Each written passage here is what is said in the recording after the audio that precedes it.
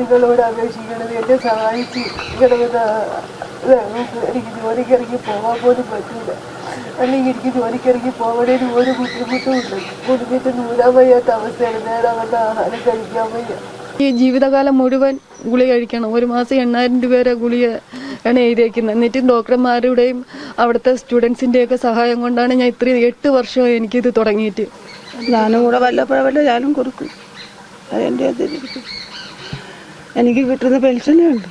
എൻ്റെ ഭർത്താവ് മരിച്ച. നമസ്കാരം. ഇത് കിളിമാനൂർ പാപ്പാല കടമ്പാട്ട് കോണം എന്നൊരു സ്ഥലത്താണ്. അവിടെ ആശ ചേച്ചി വിളിച്ചിട്ടാണ് ഞങ്ങൾ വന്നത്.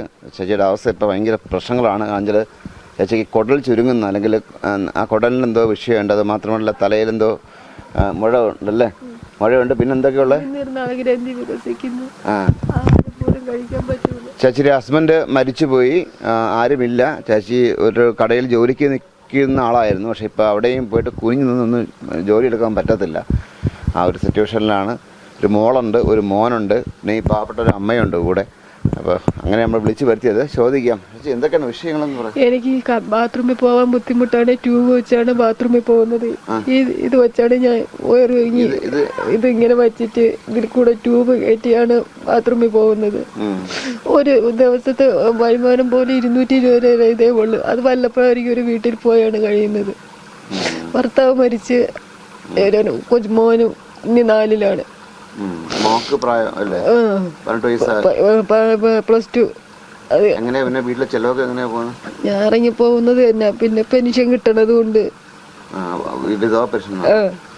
അതുകൊണ്ട് ഇപ്പോൾ എന്റെ കൂട്ടുകാരികൾ സഹായിക്കുന്നുണ്ട്. ഇപ്പൊ ഇത്തിരി കൂടുതലായി കിടന്നപ്പോ എന്റെ കൂട്ടുകാരികളാണ് എനിക്ക് വേണ്ടി ആ സാധനങ്ങൾ ഫാനൊക്കെ കൊണ്ടുവച്ചത്. ഇതായിരുന്നു കിടന്ന അവസ്ഥയായിരുന്നു. വെച്ചാൽ ഈ സൈഡ് ഇങ്ങനെ അധികം പിന്നെ ഇങ്ങനെ കരയത്തില്ല, അധികം സംസാരിക്കത്തില്ല. ഈ സൈഡ് കൊണ്ട് അങ്ങ് ഇതാ വെയിലൊക്കെ അടിക്കുമ്പോഴത്തേക്ക്. എന്നിട്ടും ഗതികേട് കൊണ്ട് ജോലിക്ക് പോകുന്നിട്ട് പഞ്ചായത്തൊക്കെ പറഞ്ഞപ്പോൾ മനോജ് സാറിൻ്റെ കൂടെയൊക്കെ ചെന്ന് പറഞ്ഞപ്പോൾ സാറ് പറഞ്ഞ് നീ ഇത് വെച്ചോണ്ട് എങ്ങനെ ചെയ്യും, അവരെ കൊണ്ട് പരമാവധി ചെയ്യാൻ പറ്റും. മെമ്പറുടെ പറഞ്ഞായിരുന്നു. അന്ന് സഹായിക്കാന്ന് പറഞ്ഞിട്ട് സഹായിക്കാൻ വന്നവരെയും കൂടെ ഇതാക്കിയിട്ടുണ്ട്. മുമ്പ് ഫേസ്ബുക്കിൽ ഇത് വന്നായിരുന്നു. എൻ്റെ കൂട്ടുകാരി ഇതിൽ തന്നെ അന്ന് കുറച്ച് സഹായിക്കാൻ വന്ന് എൻ്റെ ആൾക്കാരെല്ലാം പണക്കാരാണ്, എന്നെ സഹായിക്കേണ്ട ആവശ്യമില്ലെന്ന് പറഞ്ഞു. ആൾക്കാർക്ക് എൻ്റെ മാമന്മാരൊക്കെ പണക്കാരാണെങ്കിൽ എനിക്ക് ഞാൻ ഈ കിടക്കുന്നതേ ഉള്ളു. എൻ്റെ വീട്ടിൽ ഞാൻ ഇറങ്ങിപ്പോയാലേ അതെ ഞാൻ നിൽക്കുന്ന കടയിലെ സാറും അവരൊക്കെ പിണക്കമായിരുന്നു. മരണസമയത്ത് അറിയിച്ച് പോയി. ചികിത്സ പിന്നെ ഗോകുലത്തിൽ ചികിത്സ ചെയ്യണമെന്ന് പറഞ്ഞു. എത്ര ലക്ഷം രൂപ ആകുമെന്ന് പറഞ്ഞു ഓപ്പറേഷൻ ചെയ്യണം. കുടല് മാറ്റി വയ്ക്കണം. ഈ 17 ലക്ഷം രൂപ ആകുമെന്ന് പറഞ്ഞപ്പോൾ സാറ് പറഞ്ഞ് അത് ക്രിട്ടിക്കലല്ല, മലബന്ധമാണ്. മലബന്ധം വന്ന് എനിക്ക് ജീവിതകാലം മുഴുവൻ ഗുളിക കഴിക്കണം. ഒരു മാസം 8000 രൂപ ഗുളിക ആണ് എഴുതിയേക്കുന്നത്. എന്നിട്ടും ഡോക്ടർമാരുടെയും അവിടുത്തെ സ്റ്റുഡൻസിൻ്റെയൊക്കെ സഹായം കൊണ്ടാണ് ഞാൻ ഇത്രയും 8 വർഷമായി എനിക്കിത് തുടങ്ങിയിട്ട്. ഇതിൻ്റെ ഇടയിൽ വെച്ച് 3-4-5 ഓപ്പറേഷൻ കഴിഞ്ഞു. ഇപ്പൊ ഇതിന് പ്രതിവിധിയൊന്നുമില്ലേ? ചികിത്സ ഈ കുടല് മാറ്റി വെച്ചാലും വിഷയമൊന്നല്ലേ പറയുന്നത്? കുടല് മാറ്റി വയ്ക്കണം, ചികിത്സയിലേ പറ്റുള്ളൂ. നമ്മളെ കൊണ്ട് പൈസ ഇല്ലാത്തതുകൊണ്ടാണ് 8000 രൂപ മരുന്ന് വേണോ? കൊള്ളാം. അത് മരുന്ന് കുറച്ചാണ് പഠിക്കുന്നത്. ഞാനും കൂടെ വല്ലപ്പോഴല്ല ഞാനും കൊടുക്കും. അതെൻ്റെ അതിരിക്കും. എനിക്ക് കിട്ടുന്ന പെൻഷനേ ഉണ്ട്. എൻ്റെ ഭർത്താവ് മരിച്ച.